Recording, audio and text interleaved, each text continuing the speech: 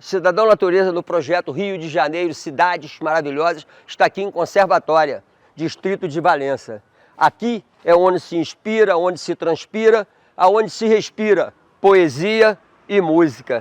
É isso aí, galera. Cidadão Natureza no projeto Rio de Janeiro, Cidades Maravilhosas, está aqui em Conservatória, capital mundial da serenata e da seresta. Vamos com a gente que, ó, é só coisa legal.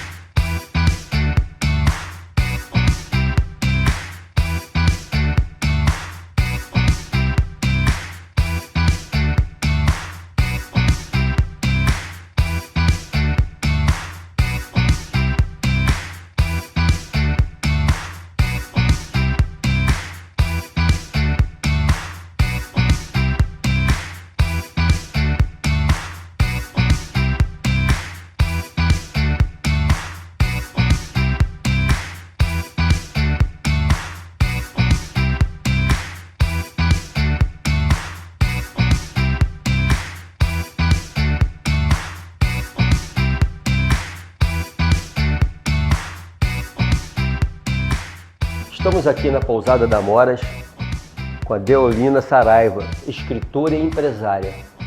E ela vai falar um pouquinho pra gente de Conservatória, dos seus pontos turísticos. Del, fala pra gente aí um pouquinho dos pontos turísticos de Conservatória, dos principais pontos turísticos. Nossa, são tantos pontos, né? Conservatória, ela tem essa riqueza histórica, que é o casario colonial ali do centro, né, com aquelas plaquinhas nas portas que homenageiam os músicos, os compositores. As plaquinhas nas portas de Conservatória, são mais de 400 plaquinhas, elas fazem uma homenagem aos compositores brasileiros. Então, o primeiro passo quando se conhece Conservatória é esse vínculo com a música que se faz através do casario colonial. Então, depois disso, você tem a Serra da Beleza, que é um lugar fantástico, a 1000 metros de altitude, que você vê aquela cadeia de montanhas se perdendo até a Serra da Mantiqueira, e lá é um ponto de ufologia, onde se reúnem ufólogos periodicamente, tem umas aparições, dizem, né? Eu já vi alguma coisinha lá, mas tem uma tradição de ufologia, com várias reportagens, inclusive, sobre isso. Aí depois, quando você chega em Conservatória, você tem a tradição das serestas e das serenatas, né, que é o ponto principal, que é a música. Mas também você pode visitar fazendas históricas, você pode visitar plantação de café, que nós temos aqui, né, dentro de uma fazenda aqui da Florença. Você tem o Museu Vicente Celestino, com o acervo do... Tornei meu ébrio. Exatamente, da bebida, eu me apaixonei. Você tem o Museu Vicente Celestino, você tem o Instituto Valdir Azevedo, que é dedicado ao chorinho, né? Um grande chorista, né? Assim que se fala, né? Valdir Azevedo. Você tem o Teatro Sonora, que é de uma produtora musical e uma cantora, uma grande artista, que é a Juliana Maia, que é imperdível. Aliás, posso fazer um parêntese? Claro. A Juliana Maia, ela fez um projeto, um Instituto Juliana Maia, além do teatro, ela fez um Instituto Juliana Maia que fez uma orquestra com quase 100 crianças da comunidade. Então já tocaram no Teatro Municipal do Rio de Janeiro, já foram para São Paulo, e é um projeto belíssimo. Belíssimo. Belíssimo, entendeu? Porque cria a tradição da música. Né, bota na veia da criança, do morador de Conservatória, a tradição musical.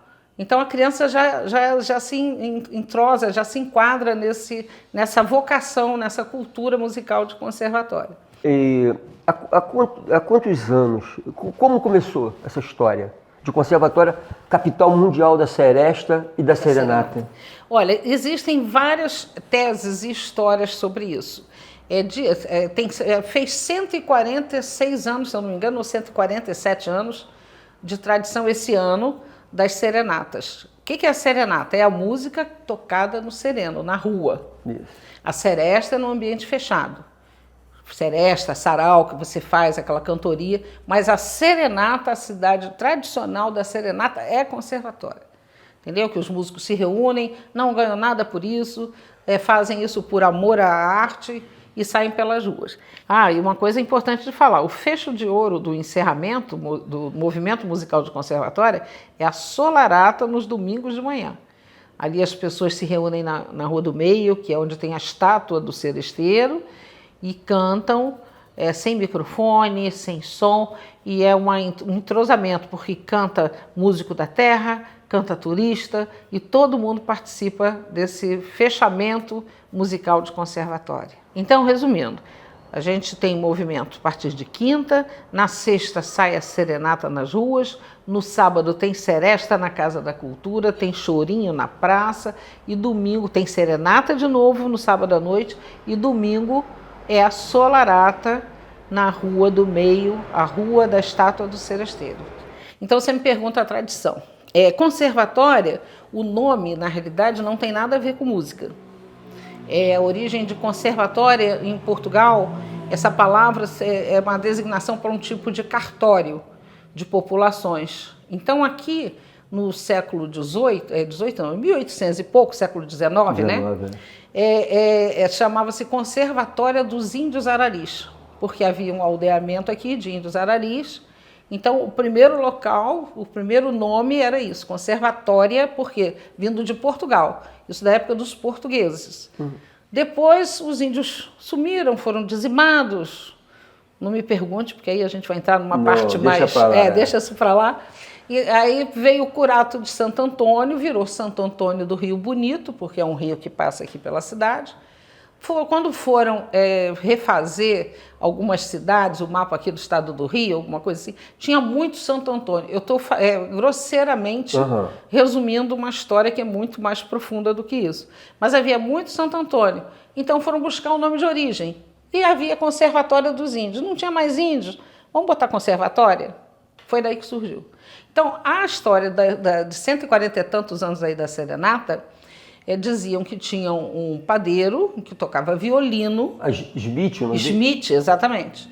Então, e ele saiu às ruas uma vez, numa segunda-feira de noite, tocou o violino dele, as pessoas saíram, foram acompanhá-lo. Na semana seguinte ele também, e com isso vieram outros músicos. 1789. Você já sabe até a data, tá vendo? Então, tá melhor do que eu. Então, e aí criou-se essa tradição. Mas tem uma corrente que diz que os músicos com a corte, quando a corte vinha, porque aqui você sabe que tem essa ferrovia foi inaugurada por Dom Pedro II, né? Para escoar café, para transportar pessoas também, não sei. Então, quando vinha a corte, que passava por aqui, que já existia o aldeamento, vinham os músicos da corte. E, de repente, um ou outro casou com a menina daqui da terra, e aí criou a tradição da música também. Mas eu acho que a mais concreta e registrada é essa do Schmidt aí. Mas então, concluindo com esse trabalho do passado, né, com esse trabalho agora dessa artista aí que... Juliana Maia. Então, o conservatório cada vez mais, né, inspira, transpira, respira... Música e poesia. Exatamente. Tá na veia de todos nós. Eu sou carioca, eu não nasci aqui. Eu vim para cá já tem muitos anos, eu vim para cá desde criança. Mas sempre me apaixonei por isso. Eu sempre vi os músicos na rua. Isso aqui é uma tradição que se alastrou. Então, em cima da música tradicional de serenata, existe aquele ritual de algumas músicas, né, de 50 anos atrás, 30 anos, sei lá quantos anos. Com isso, abriu-se o leque para MPB, entendeu? Então, agora você tem movimento de chorinho, você tem movimento de samba-canção. Por exemplo, nós vamos ter no feriado de 7 de setembro um encontro de Jovem Guarda, que é uma MPB a gente não pode chamar de moderna, porque é dos anos 70, 60, né? Mas abre-se isso, entendeu? Tem sempre restaurante fazendo show, restaurante Boemia, por exemplo, ele traz sempre conjuntos, ele trouxe Renato e seus Blue Caps, Golden Boys, The Fevers, aquele povo lá daquela época que não é dos rapazes aí que estão filmando. Então aqui tem música para quase todo mundo? Quase todo mundo. Tem até rock, às vezes. Tem até rock? Às vezes tem. Tem um restaurante, outro aí, que faz, o músico lá, o dono, um dos donos, faz um rock também. Então, Del, para finalizar, o que você diria para os nossos telespectadores, para aqueles que querem visitar a Conservatória? Aqui é melhor mesmo de maio a setembro ou é o ano todo? É o ano inteiro.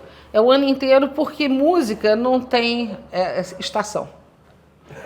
Né? Só não pode chover.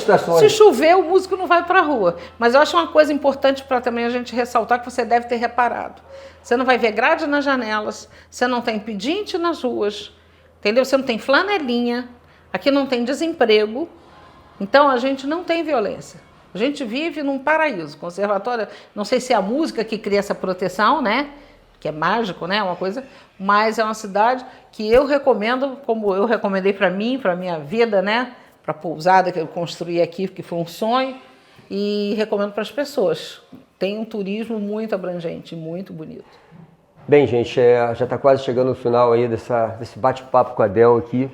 Ela é, como eu falei na apresentação, né? Ela é jornalista, é escritora, e ela vai dar agora vai dar uma dicasinha para a gente aí dos livros dela, vai falar um pouquinho para a gente. Del, como é que foi?